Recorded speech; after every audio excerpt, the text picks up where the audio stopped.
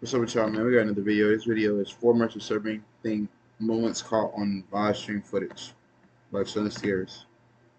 Shout out Amazon. On the 26th of August 2018, the gaming bar Good Luck Have Fun in Jacksonville, Florida was holding a Madden NFL tournament. It was day 2 of the competition and the venue was packed with over 150 competitors. It was day 2 of Good Luck Have Fun. On the 26th of August 2018, the gaming bar Good Luck Have Fun in Jacksonville, Florida was holding a Madden NFL tournament. It was day 2 of the competition and the venue was packed with over 150 competitors and spectators filling the space. The whole thing was also being streamed live on Twitch to a global audience. Unbeknownst to everyone watching, the live stream was about to come to a sudden, tragic end. At around 1:30 p.m., an armed man entered the building out of nowhere and opened fire into the crowd. The live camera feed just happened to cut to full-screen gameplay just a second before the incident, but viewers could still hear the gunshots ringing through the crowded room. Inside the bar, everything descended into chaos within seconds. Some players dropped their controllers and tried to find. That's why you gotta be like aware of like when you go out. That's why I said too, like when you go out, especially if you're like vulnerable like this, like you're playing a game or you're eating. Let's say go out to eat for dinner, or you doing bowling or something. You always gotta be aware of surroundings, bro, because it's like that's when, especially if you're on live too, and your location is known. Even if you don't have people that, for me, are ops, or whatever you call them, enemies, people can still try and ruin your life regardless, for me. So you just got to be aware of that type of stuff. That's why I don't see myself, like, when I get up there, I don't see myself, like, when I get up on the more of a popular content creator, I don't see myself staying in places for too long, or either, if I do stay somewhere for too long, gotta have security, gotta always be aware of my surroundings. That's why I feel like it's hard being a live streamer in, like, public, because it's like, you gotta entertain your stream. You might have other people come up to you that might want to do things to you, and then also like you gotta always be around your surroundings so you could then barely even enjoy what you want to do, what you're going out to do. Under the small tables while others tried to make their way to the exits. Unfortunately, it was a small venue with equipment and clutter everywhere, making it near impossible to get out quickly. That's why I say that's always why it's like you never want to have anything blocking the entrance, because you see this is blocking the entrance right here too. Luckily, the firefighters union was training in the area when the attack happened, allowing them to reach the site in just 2 minutes after the first 911 call at 1:34 p.m. They provided critical first aid to the victims who managed to escape the building, but they couldn't go inside to look for more survivors. They were completely unarmed, and while the shooting had stopped by then, that's why I don't understand why the firefighters helped them. Why didn't the police come? Or the suspect was likely still inside. Fortunately, the police arrived just a few minutes later. They began sweeping the building immediately to find and apprehend the attacker before he caused any more harm. By the time officers reached the tournament venue, however, he was no longer breathing. Inside, officers found the remains of 3 people, 2 of which belonged to the victims, 22-year-old Elijah Clayton and 27-year-old Taylor Robertson. The third person in the room was the attacker, who turned his weapon on himself after committing the crime. However, what surprised investigators even more was when they ran an ID check on him and discovered who he was. As it turns out, the attacker was 24-year-old David Katz, a professional Madden player who was competing in the same tournament just 5 minutes before the incident. This left investigators wondering how the situation got out of control so quickly. But the more they learned about David, the more it all made sense. He was born as the second son of a highly educated and stable family. His father, Richard, was a NASA engineer, while his mother, Elizabeth, worked as a toxicologist for the U.S. Food and Drug Administration. Shout out to them, huh? Unfortunately, David suffered. Well, yeah, I think I heard this. I don't know if it was this story, but I heard of a story where this happened. Like, it was over a game. They lost the tournament, and then they went and did it to the people that were in the tournament. But I just feel like that's why you got to make sure you pay attention with gaming and shit. Like, watch what you say, bro, because some people, like, this type of stuff is their life. So you talk them out your neck, it's like equivalent to them, somebody saying, like, fuck you or whatever. You know what I'm saying? Like, if you say fuck you to somebody, they might take it differently than another person. From mental health issues ever since he was just 9 years old, which became a major point of contention between his parents. Elizabeth wanted to give him antipsychotic medication like Risperdal, while Richard was completely against the idea. This disagreement became one of the reasons behind their divorce in 2007, when David was just 14 years old. His custody was granted to Elizabeth, and that's where everything went wrong. David spiraled out of control after the divorce and locked himself in his room. He missed long stretches of school, and when he did attend, he stayed quiet and avoided interacting with his classmates. Instead, he Damn, I spent ain't most lost of his to it. time I feel it like being quiet. playing competitive games like Madden in that's his room, which later paved the way for a professional low-key was that career. same way, too. However, his mental health also kept getting worse during this time. Like, when He it was comes to- prescribed antidepressants by a psychiatrist and was also sent to mental health facilities on 2 different occasions. That's why mental is important. And bro. unfortunately, he didn't have the best time living with his mother either, with him even sending a handwritten letter to a judge to request a change of custody after his 16th birthday, stating, "Today is my birthday and I'm turning 16 years old. I live with my mom and have been wanting to live with my dad. My mom is pretty crazy. She's called the police on me about 20 times for pretty much nothing, like coming home a little late or something. She also gets drunk and starts yelling at me and poking me and doesn't leave me alone and always takes my stuff because she feels like it. She has twice sent me to mental hospitals and once to a wilderness therapy program for no significant reason. I also can never talk to her anymore because I hate her more than anything in the world." All of these problems left David with deep-seated mental health issues that persisted as he became an adult. He came across as extremely standoffish and rarely got along with other pros in the competitive Madden community. His relationship with Elijah was especially You bad. can just tell by like his. Along with other pros in the competitive Madden community, his No eye relationship with contact, just looking Elijah was down, looking out. especially bad, with the two often clashing with each No other eye at contact. tournaments. Elijah also Looking down, posted so David's Madden strategy guide online for anyone to download for free, which only made David feel more resentful. This all came to a head on August 26, 2018, when, after losing to Elijah, David stormed out of the building and returned a few minutes later with his firearm. David had brought his guns with him on the trip, so it's unclear if the attack was premeditated or a spontaneous reaction to the loss. One thing that was clear, however, was that Elijah was his primary target. Viewers of the livestream even saw a laser hitting Elijah's chest moments before David Oh, you opened gotta be aware of fire. your surroundings. Besides Elijah and Taylor, David injured Laser? 10 other people during the attack. Fortunately, none of these other victims' injuries were fatal, and they all managed to survive without any lasting physical harm. So shout out to them.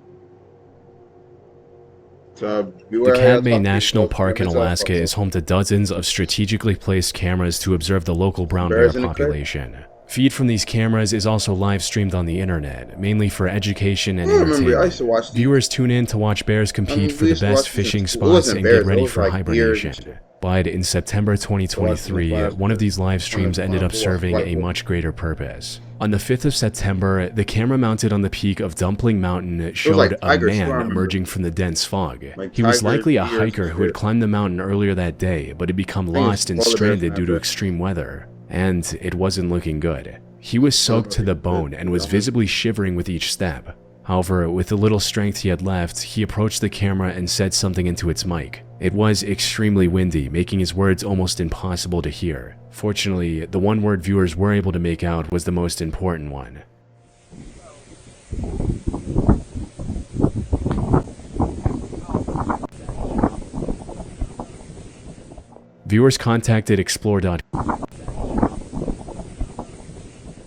Viewers contacted Explore.com. the company that operates these wilderness cameras, prompting an immediate search and rescue mission for the hiker. But here's the thing, this whole incident was nothing short of a miracle. It was already incredibly lucky that the hiker spotted the camera in the dense fog.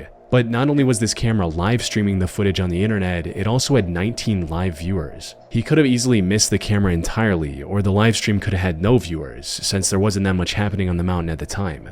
And if that were the case, the chances of him surviving would have been close to zero. First was the threat of hypothermia. Even in September, temperatures on Dumpling Mountain can drop to near freezing, especially when accompanied by wind and driving rain. Being wet was also a death sentence, as water strips body heat 25 times faster than air. If he was somehow able to keep moving despite these limitations, he faced the second risk, the terrain. The slopes of Dumpling Mountain are steep, rocky, and in this instance, wet and slippery. One wrong step in the fog could have resulted in him falling down a ravine and possibly suffering a fatal injury. And with no cell service on the mountain, he had no way of contacting emergency services. However, the most terrifying risk was the wildlife.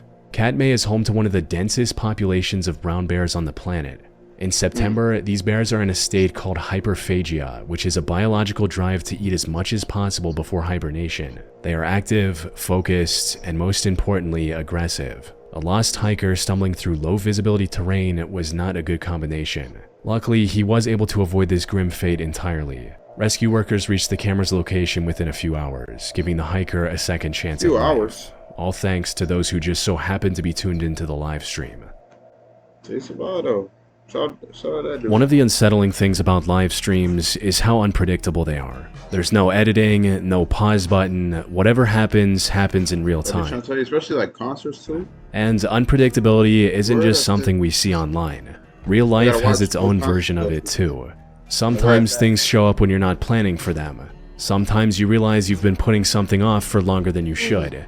For me, when life gets busy, scheduling a doctor's appointment is one of those things that quietly gets pushed to the background.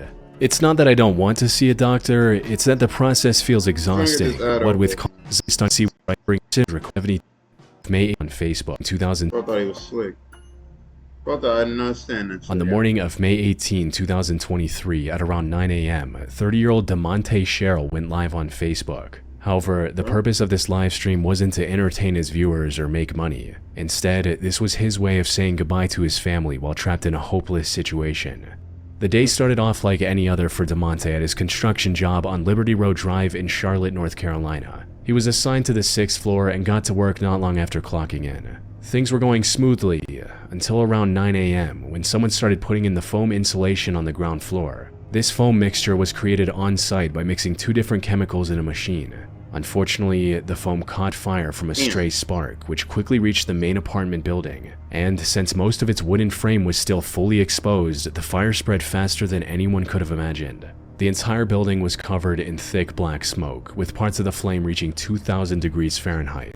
Around 100 workers on the lower levels were able to escape the building before it became this intense. Over 90 firefighters were also dispatched to the scene, allowing them to save 15 more people from the fire. Unfortunately, DeMonte and his coworker Ruben Holmes were not among the lucky ones rescued. The only way down to the lower floors was covered in thick, pitch-black smoke, making it impossible to see or breathe. All they could do was wait for help to arrive, something that was looking more and more unlikely with each passing minute. So, with no other option, DeMonte took out his phone and started live streaming to his family and friends on Facebook. Yo, it's like Chief God. I'm at South Park right now. At work, and the building on fire, and I can't get out. It's getting harder and harder for them to see us. This was both a way to plead for help, as well as a potential final goodbye to his loved ones, although he hadn't lost all hope just yet.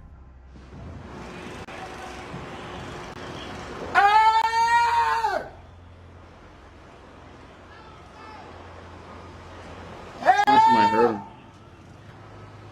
Somebody sent help. We're at South Park. Oh, yeah, sadly, the fire surrounding DeMonte and Ruben was too strong for firefighters to do anything. After burning for multiple hours, the building eventually collapsed under its own weight, resulting in both DeMonte and Ruben losing their lives. Later investigations found contractors and developers guilty of not following fire safety guidelines. However, they were let off the hook after paying only a few $1,000s in fines. That's it, bro. GoFundMe. It says reduced from 6,000 to 4,000. And you find 3,000. To help DeMonte's family also raised nearly $8,000, but no amount of fines or compensation could make up for the loss of a father of 4 and his co-worker Ruben. Hopefully his kids doing okay.